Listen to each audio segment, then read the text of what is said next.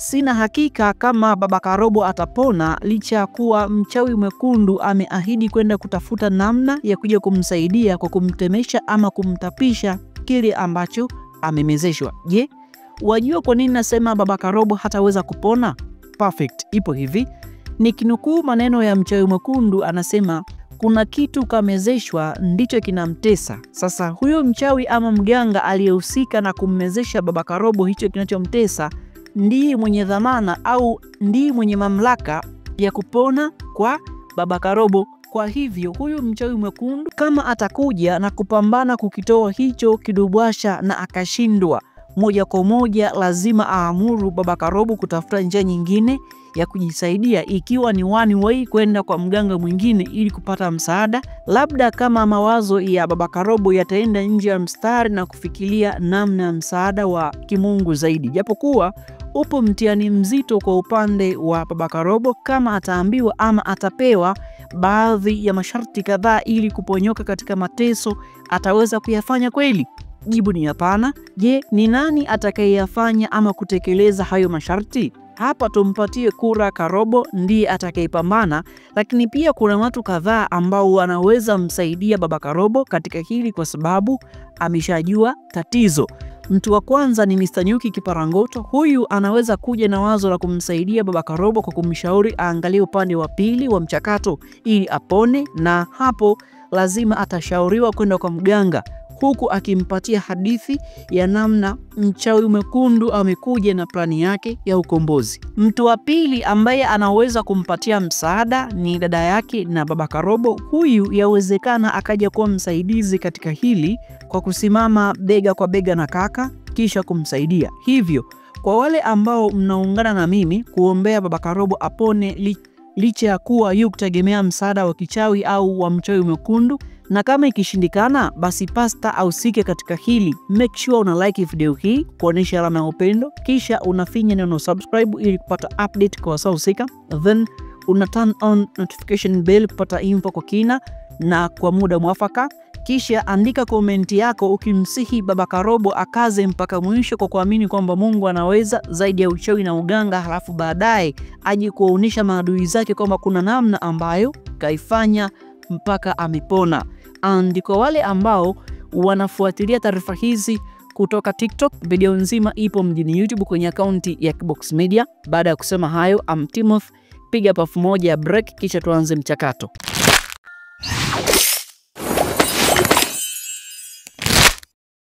Ikiwa hiyo ndio concept ya kwanza and concept ya pili, mpaka sasa kuna usiri mkubwa kwa upande wa kazi ambayo mke wa Fashion anaifanya. Na kabla tusonge mbele, hebu niambie kwenye ndoa kipi kinatawala kati ya hivi vitu vinne, ili wale ambao tunaingia kwenye ndoa au wale ambao wanatarajia kuingia kwenye ndoa wasidundie pua. Cha kwanza upendo, cha pili amani, cha tatu pesa au fedha, cha nne ni akili za maisha, na cha nyongeza uvumilivu ndio hudumisha mahusiano kwenye ndoa na kila kitu kikawa sawa.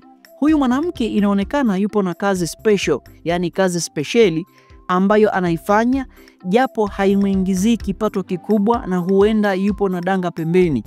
Kwa kuwa hatojui kipi ambacho kipo nyuma ya pazia, kwa kuwa amekuwa ni mtu ambaye akimnyima mume wake tendo na ni mara kadhaa. Sasa inawezekana labda huku anachoka sana, ndio maana huko nyumbani anashindwa kumtumikia mume wake vyema sana. Anyway, Fashion na rafiki yake wamekubaliana kwanza waje kwa kaka wa mke ambaye ni baba Karobo, wajue je, huyu dada hufika hapo ama huyo mke wa Fashion hufika hapo, na kama ikaonekana hufika hapo mara kadhaa na sio siku zote, basi kitaumana lazima Fashion ataanza uchunguzi kwa kina kujua mke wake huzurula wapi, huku akiendelea kumendea pieces zinazojuza. Imagine akampatia mimba moja kati ya wadada waliopo huku Dangoroni, ni patamu hapo. Na kwa kuwa mkewe ikafika kwa baba Karobo, basi jibu ni ndio, huwa anakuja. Halafu Fashion akamjuza baba Karobo kuwa mke wangu hanipi unyumba, nateseka na kimbilia bafuni, kisa sina pesa. So yatakayotokea kwenye next episode tutayaona kwa ufasaha mzuri. Then concept ya tatu Kichupa bado anahitaji ukaribu pamoja na urafiki na Karobo, japokuwa Karobo hajamjuza babaye kuwa Kichupa alisema ana uwezo wa kumsaidia. Hivyo kama mchawi mwekundu akashindwa kutatua tatizo hilo, basi Kichupa anaweza kupewa nafasi mpya. Je, itakuwaje? Well, tulia hapo hapo. Before nikwambie namna itakuwa, kwanza ni kujuze dhumuni la sauti yangu pamoja na video hii. Karibu Kibox Media, I'm Timothy, and video hii itakujuza mambo yafuatayo. Kwanza, analysis ya matukio ambayo huenda yakaja kutokea kwenye next video. Pili, itakujuza kuhusu mambo niliyoyapenda na yale ambayo sijayapenda kulingana na impressive events zilizopo ndani ya video hii kwa niaba ya wengine. Tatu, ikiwezekana nitakupasha habari juu ya jumbe kadhaa zinazoakisi uhalisia wa maisha yaliyopo kwenye jamii zetu kupitia matokeo yaliyopo kwenye series. Hivyo nifuatilie kuanzia mwanzo mpaka mwisho ili uweze kunielewa zaidi na kunoleka ubongo kuhusu analytical review kutoka hapa Kibox Media. Bila ya hivyo, nina hakika unaweza kupata ukakasi kidogo, but Timothy nipo hapa, usiwaze, twende kazi.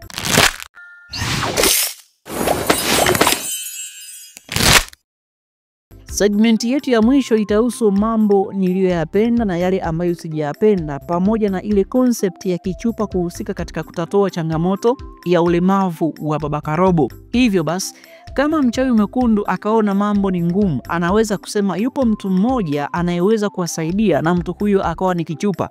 Au kama isipokuwa hivyo, basi Kichupa anaweza kukumbukwa na Karobo baada ya mchawi mwekundu kusema kazi hiyo ni ngumu, mimi siwezi. And kama Kichupa akaloketiwa kufanya huo mchakato, basi dakika za mwanzo wa urafiki na Karobo zinakuja, ila tatizo walishapishana hapo awali. Je, huku mbele itawezekana? Nafikiri mpaka hapo nimekupatia concept ambazo zimeenda shule. Perfect. Tumalizie yafuatayo. Kwanza, nimependa namna Karobo anasimama bega kwa bega na baba yake kwa kuonesha ujasiri mkubwa kwa kumkana na kushauriwa asikubali kufuata nyayo za mama yake. Akimuona ampige na mawe. Lakini nikajiuliza swali, kwa nini Mr. Nyuki hajaenda kumuona baba Karobo akitaka uwepo wa mkewe pale? Anyway, next time atarudi tutafahamu mengi zaidi. Lakini la pili, na amenihuzunisha baada ya kutoa historia yake ambayo ilionyesha huyo mtoto ni wa bosi fulani, na huyo bosi ni nani? Nina hakika ni moja ama ni miongoni kati ya hawa watu wafuatao, yani Chiko na wenzake ambao walikuwa wanafanya kazi pale ofisini, huenda wakawa wanahusika. And kwa upande wa baba Karobo sidhani kama anahusika, lakini yule mme wa Sonia yule inawezekana ni moja kati ya watu ambao ni baba wa huyu mtoto. And katika hiyo concept nikaamini kwamba sio kila anaifanya biashara ya kujiuza analake jambo baya. Hapana, imeniuma sana kuona binti kama huyu anateseka kujiuza ili amsaidie mama yake aweze kupona kutoka kwenye maradhi mazito ambayo aponayo. Na hisia zangu zinapaa mbali sana, huenda Fashion akaja kuachana na mkewe na kumua huyu binti.